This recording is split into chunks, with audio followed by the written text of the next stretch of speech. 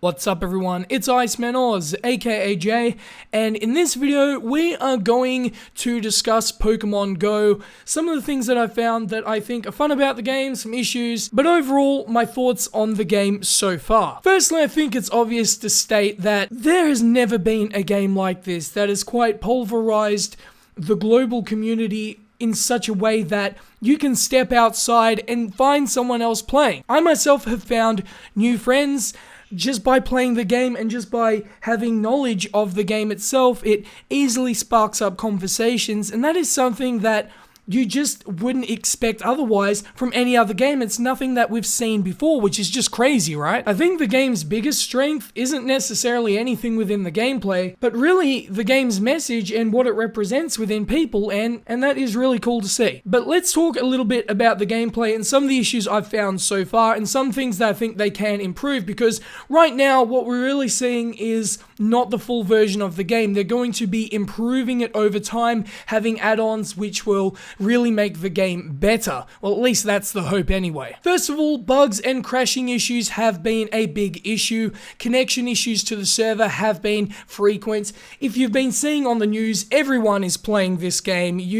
There's a place here in Kings Park in Perth. There are literally just hundreds, maybe even thousands of people. It's absolutely crazy. And what's been happening is all the people there can't connect to the game at some points because the servers are being used up, and at which point no one can play the game because they can't connect to the server. A personal issue I found is I can't get the game to work on my iPad. It always says GPS signal not found. This is prominently because the iPads do not have cellular tracking, so that is something you definitely need to keep in mind. However, it is hoped that there will be a fix for this sometime soon.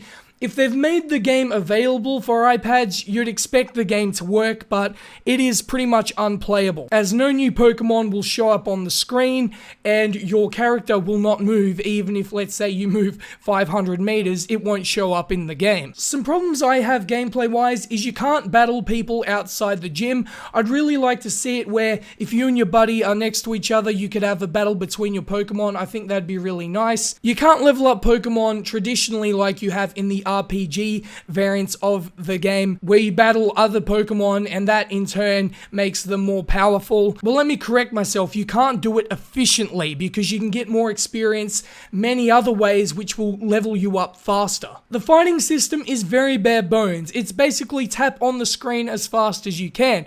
Compared to the RPG style of the original Pokemon games, it is nowhere close. I would like to see it be like the old Pokemon games where you have a choice of 4 different moves and it's a turn-based system. Go back to the roots of what made Pokemon so successful in the first place. But overall, is the game good? Is it worth playing? Is it worth investing serious time into?